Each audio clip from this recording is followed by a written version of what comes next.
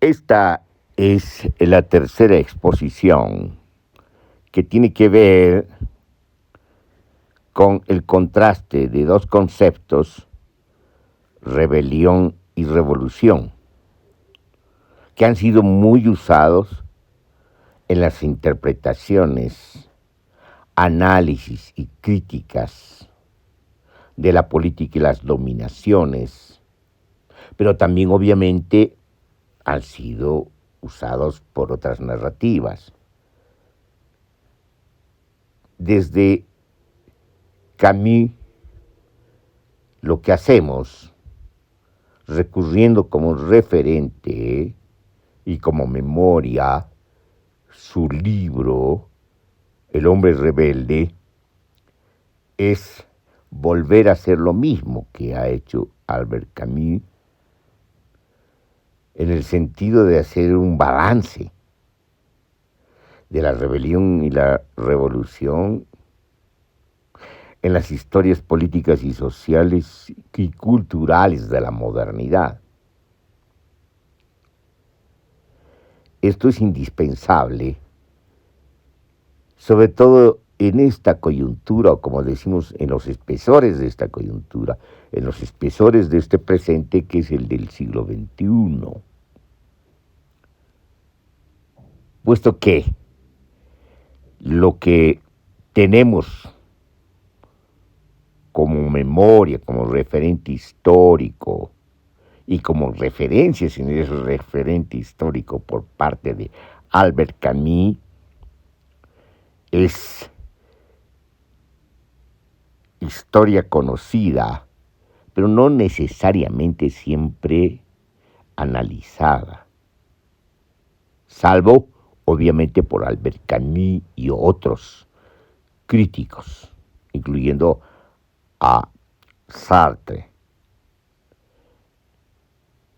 Ahora, después de que ha pasado, después de que ese pasado al que se refiere Camus, que también en parte es su presente, es un pasado para nosotros, pero es un pasado que es visto a partir de otros presentes, de otros acontecimientos, de otros desplazamientos, sobre todo de composiciones y descomposiciones del sistema mundo capitalista, y sobre todo teniendo en cuenta que se ha profundizado la crisis múltiple, en distintos planos de intensidad.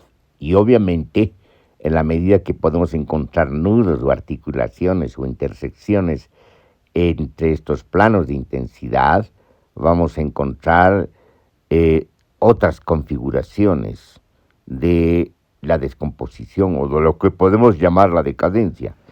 En ese sentido, es importante tener pues en cuenta estas nuevas configuraciones y sobre todo lo siguiente. Si bien en el análisis de Camus prepondera esta contrastación, no necesariamente dialéctica entre rebelión y revolución, donde una revolución sin rebelión termina siendo una muerte, un totalitarismo, una ausencia humana para convertirse todo en una máquina de muerte. Entonces allí en el análisis de Camus, en El hombre rebelde, había connotaciones que podemos llamar dramáticas y trágicas. Sin embargo, después de Camus, o después de ese tiempo, después de ese fines del siglo XX, el siglo ultimatista, después de haber ingresado ya al siglo XXI, lo que aparece como proliferante experiencia política y social es una decadencia. Es decir, aquí los términos de rebelión y revolución se han desgastado mucho, sobre todo el término de revolución, que ha adquirido características comediantes. Es decir, estamos asistiendo al desgaste monstruoso de lo que fue algún día la revolución.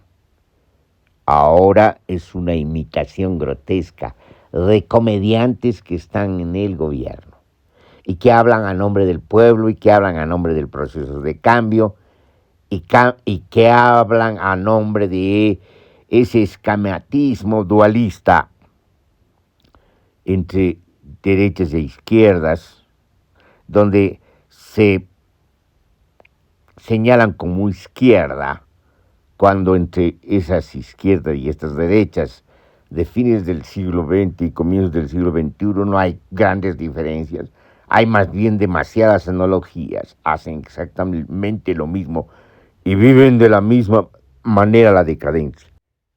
Entonces, obviamente, ante esta situación de desvalorización lingüística y conceptual, de valorización de esos términos, es quizás mejor hablar de otra manera y referirnos de otra manera a esas pretensiones rebeldes y esas pretensiones de revolución. Sin embargo, el ánimo, el aliento, el ritmo o el impulso que contiene el libro El hombre rebelde de Albert Camus se mantiene, puesto que se mantiene el interés y la necesidad de desarrollar una crítica actual a la historia política reciente.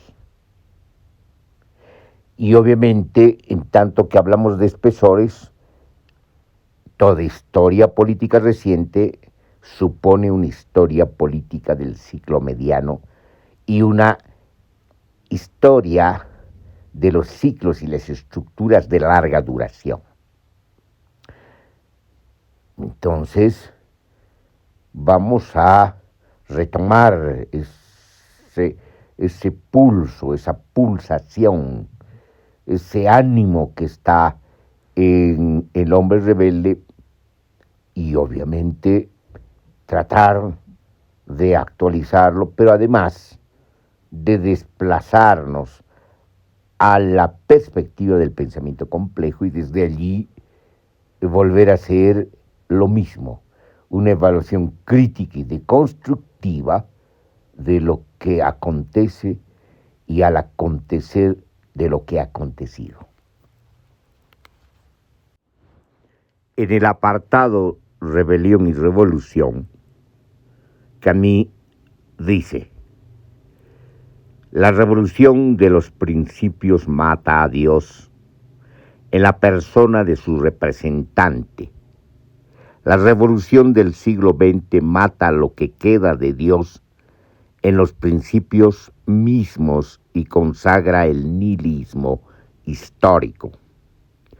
Cualquiera que sean luego los caminos que toma este nihilismo desde el instante en que quiere crear en el siglo, fuera de toda regla moral, construye el templo de César. Elegir la historia y ella sola es elegir el nihilismo contra las enseñanzas de la rebelión misma.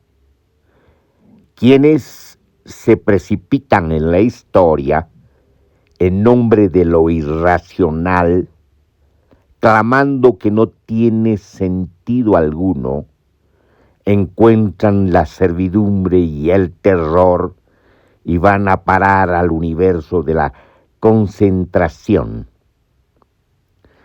Quienes se lanzan a ella predicando su racionalidad absoluta, encuentran la servidumbre y el terror y van a parar al universo de la concentración. El fascismo quiere instaurar el advenimiento del superhombre nietzscheano. Descubre enseguida que Dios, si existe, es quizá esto o aquello, pero ante todo el dueño de la muerte. Si el hombre quiere hacerse Dios, se arroga el derecho de vida o muerte sobre los demás. Fabricante de cadáveres, de subhombres, él mismo es subhombre y no Dios, sino un servidor innoble de la muerte.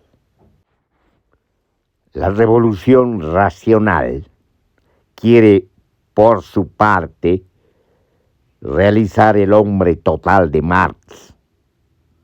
La lógica de la historia, desde el momento en que es aceptada totalmente, la lleva poco a poco contra su pasión más alta, a mutilar al hombre cada vez más y a transformarse ella misma en crimen objetivo. No es justo identificar los fines del fascismo con los del comunismo ruso. El primero simboliza la exaltación del verdugo por el verdugo mismo. El segundo, más dramático, la exaltación del verdugo por las víctimas. El primero no soñó nunca con liberar a todos los hombres, sino solamente a algunos de ellos, subyugando a los otros. El segundo, en su principio más profundo, aspira a liberar a todos los hombres, esclavizándolos a todos provisionalmente. Hay que reconocerle la grandeza de la intención, pero es justo, por el contrario, identificar sus medios con el cinismo político que ambos han tomado de la misma fuente, el nihilismo moral. Todo ha sucedido como si los descendientes de Stirner y de Nechayev utilizasen a los descendientes de Kaldyayev y de Proudhon. Los nihilistas están actualmente en el trono. Los pensamientos que pretenden conducir a nuestro mundo en nombre de la revolución se han hecho, en realidad, ideologías de consentimiento, no de rebelión. Por eso, la nuestra es la época de las técnicas privadas y públicas de aniquilamiento. Saliendo de la cita, diremos primero lo siguiente. Como en el libro Totalitarismo de Hannah Arendt, tenemos dos opuestos, inclusive dos antagónicos, simétricos.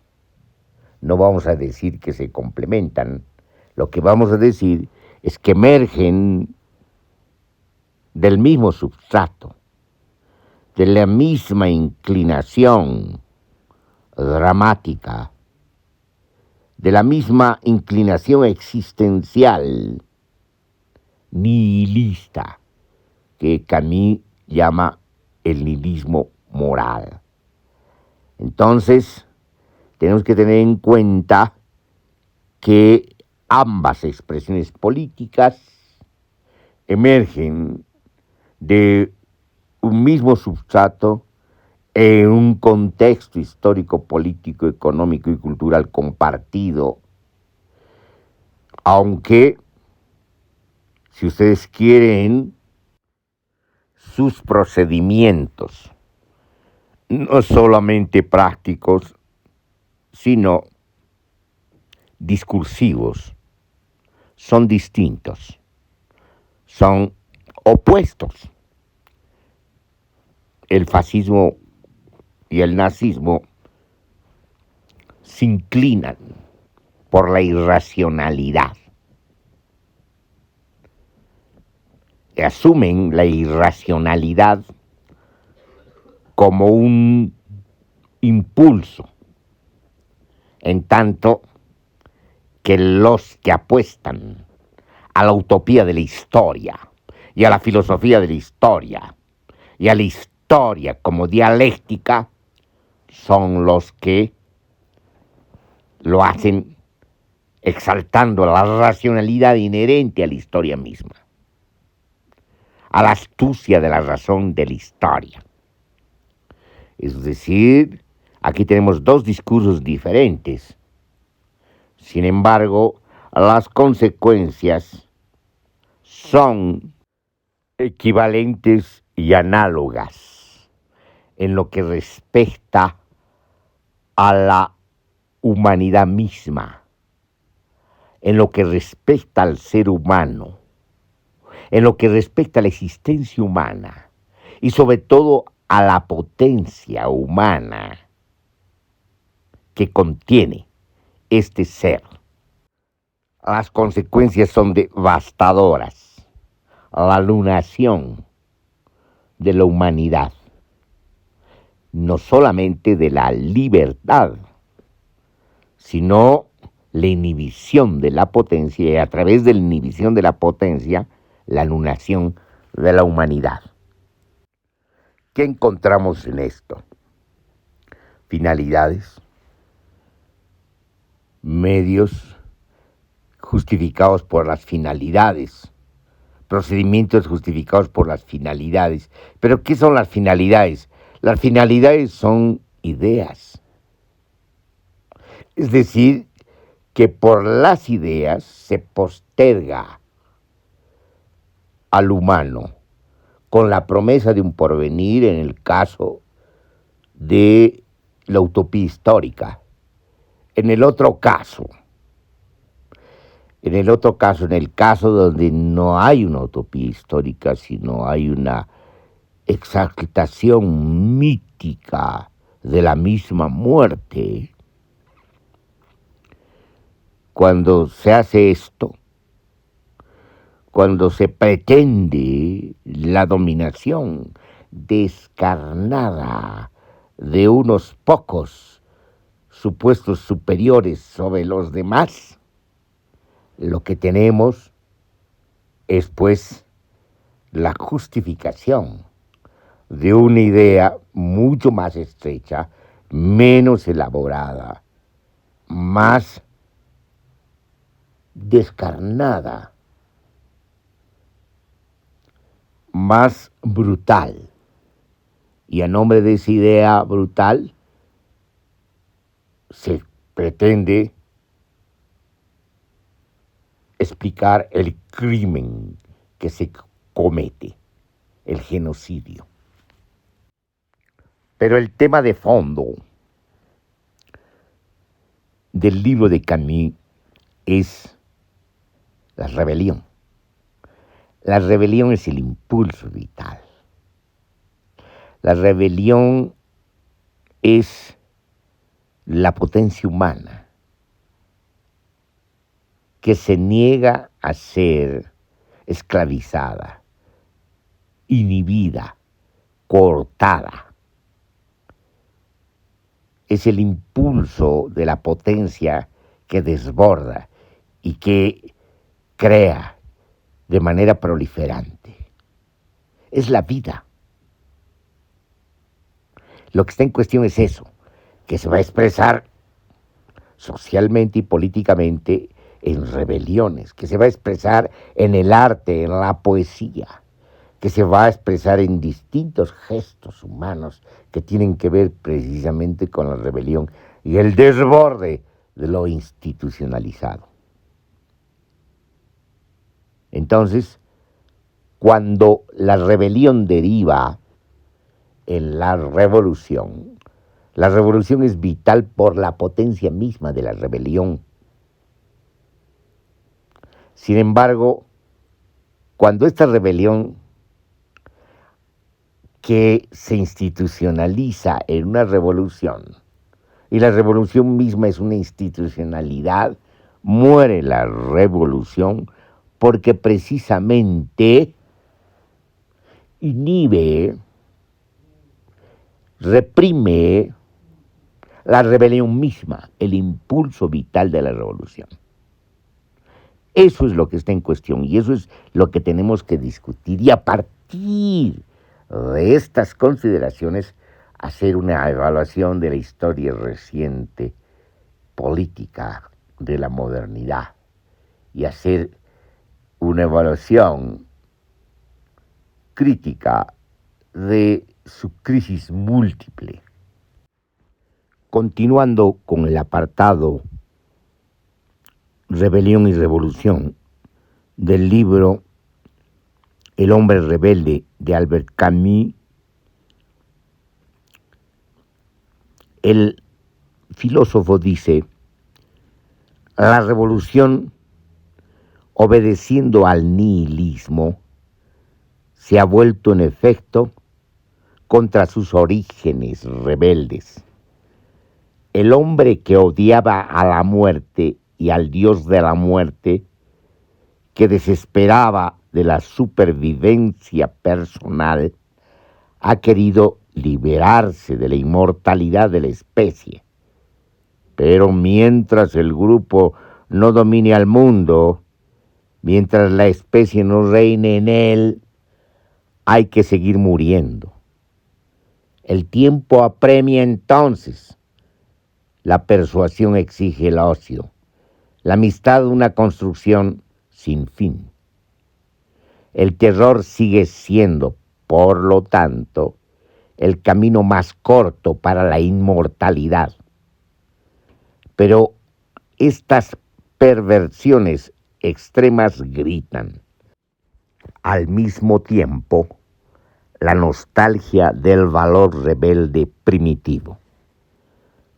La revolución contemporánea, que pretende negar todo valor, es ya en sí misma un juicio de valor. El hombre quiere reinar con ella. Pero, ¿para qué reinar si nada tiene sentido? ¿Para qué la inmortalidad si el rostro de la vida es terrible? No hay pensamiento absolutamente nihilista, sino quizás en el suicidio.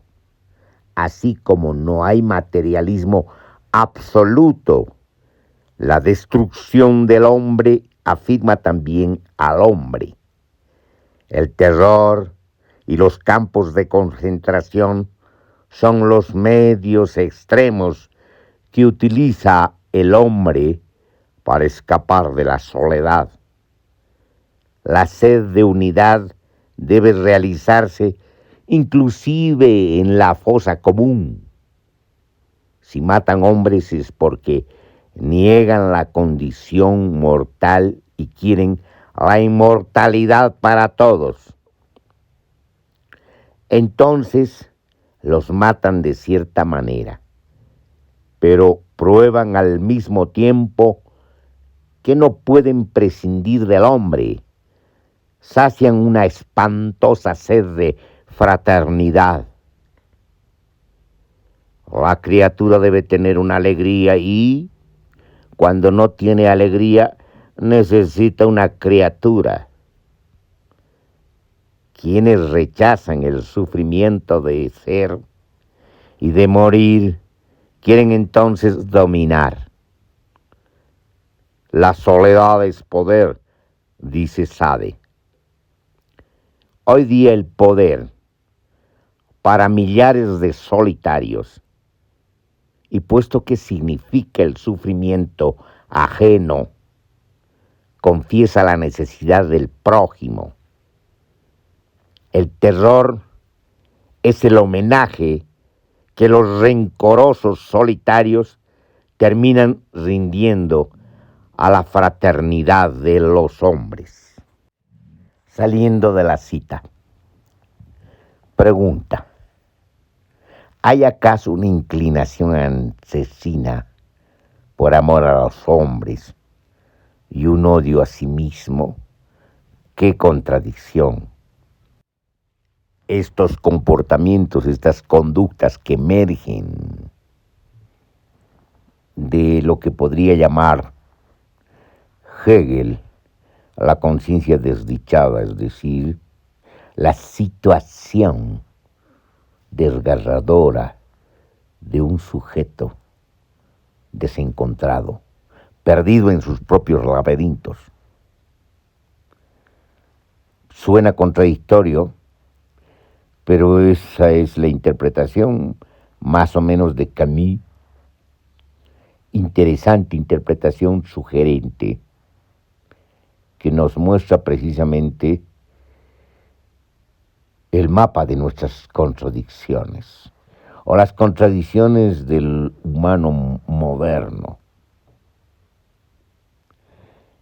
Estas contradicciones lo llevan precisamente a perderse en su propio laberinto sin encontrar salidas, puesto que las únicas salidas posibles se encuentran en la potencia creativa de la vida, en la libertad, en la liberación de la potencia, y por lo tanto en el desborde de la potencia respecto a cualquier institucionalidad que quiera inhibirla. Entonces, cuando se renuncia a la potencia en nombre de promesas que no se van a cumplir nunca, o a nombre de cualquier otra idea, se opta por la muerte, por la agonía de la potencia misma. Entonces, no se consigue lo que se quiere, el orden, la mantención del orden, la mantención de un orden que busca la continuidad de la historia para que se realice, sino todo lo contrario. Ese orden es el orden del cementerio. Ese es el siglo de Camus, pero también en parte el nuestro, que hemos cruzado, por así decirlo, al siglo siguiente. En contraste y en comparación, podemos decir y ver que lo que tenemos ahora ya no es dramático, no es trágico, no tiene esas tonalidades dramáticas y esas consecuencias trágicas de el acontecimiento político de entonces, de ese presente, de ese siglo, sino ahora todo es más pedestre, prosaico, trivial.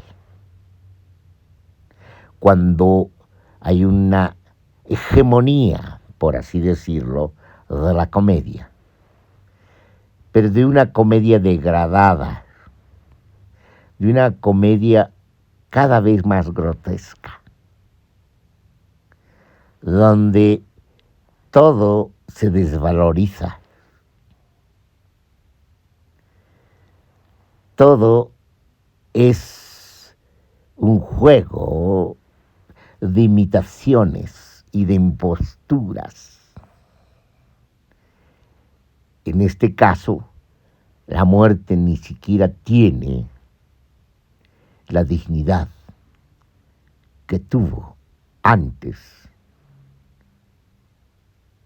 ni con el suicidio, ni con el crimen, sino es una muerte sin dignidad. Es una muerte de feria. Es una muerte de comedia. Es una muerte por inanición e inercia, por una pérdida degradante de energía, por una pérdida casi absoluta de la potencia.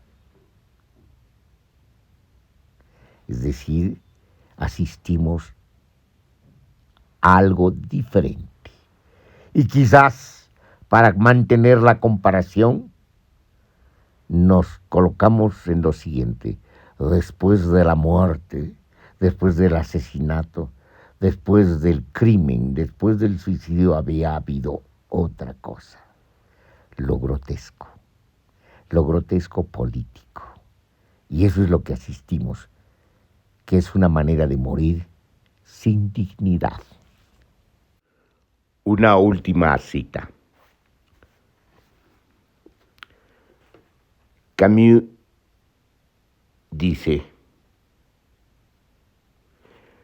por otra parte, solo nos queda renacer o morir. Si hemos llegado al momento en que la rebelión alcanza su contradicción más extrema al negarse a sí misma, se ve obligada a perecer con el mundo que ha suscitado o a volver a encontrar una fidelidad y un nuevo impulso. Antes de seguir adelante hay, por lo menos, que poner en claro esta contradicción. No se la define bien cuando se dice, como nuestros existencialistas, por ejemplo, sometidos ellos también por el momento al historicismo y sus contradicciones, que hay un progreso de la rebelión a la revolución y que la rebelión no es nada si no es revolucionaria. La contradicción es, en realidad, más estrecha.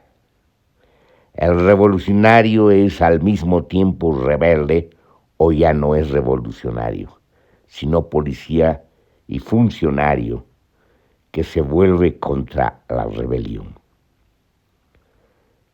Por lo tanto, no hay progreso de una actitud a otra, sino simultaneidad y contradicción que crece sin cesar. En el universo puramente histórico que han elegido, rebelión y revolución van a parar al mismo dilema: o la policía o la locura. Volviendo al siglo que nos toca vivir, este siglo XXI, este siglo de la farándula, de la comedia grotesca, del juego sin brillo y sin imaginación, en este siglo de los disfraces, donde lo que importa es el disfraz y no el actor, ni la actuación, ni el guión. Entonces, en este siglo de la farándula, el revolucionario ha decidido ser definitivamente funcionario y policía a la vez. Es el retorno del gran inquisidor. Ha muerto la rebelión. Ha muerto el hombre rebelde. Un hombre rebelde que ya había matado a la mujer en un patriarcado monumental que aplasta constantemente todas los signos, las señales, las expresiones de la vida. En este mundo de la farándula, lo que tenemos precisamente es la presencia absoluta de la muerte, investida de funcionario y policía, que se reclama de revolucionario absoluto, cuando precisamente la rebelión ha muerto. Y al morir la rebelión, ha muerto también la revolución, definitivamente.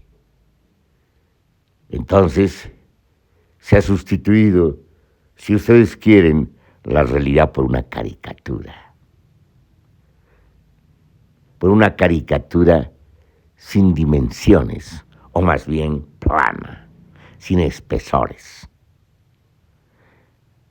Es decir, algo, una bidimensión que es muy útil en la virtualidad. La realidad ha desaparecido y lo que prepondera es precisamente la virtualidad. Este es un mundo de la farándula y de la virtualidad. Este es un mundo donde se engolosinan los medios de comunicación, imponiéndonos constante y permanentemente su versión chabacana, su versión inútil, sin perspectiva, sin porvenir, que solo brilla como el neón. Entonces, estamos asistiendo a una proliferante muerte del planeta, pero una muerte proliferante sin dignidad. Hoy más que nunca es indispensable emerger desde lo más profundo de nuestra olvidada potencia, emerger y hacer emerger la vida, la potencia creativa de la vida. Esto implica salvar el planeta. Esto implica recuperar el tiempo perdido. Esto implica recuperar la memoria y a través de la memoria recuperar el porvenir. Entonces, estamos ante un dilema. O nos volvemos a rebelar o morimos.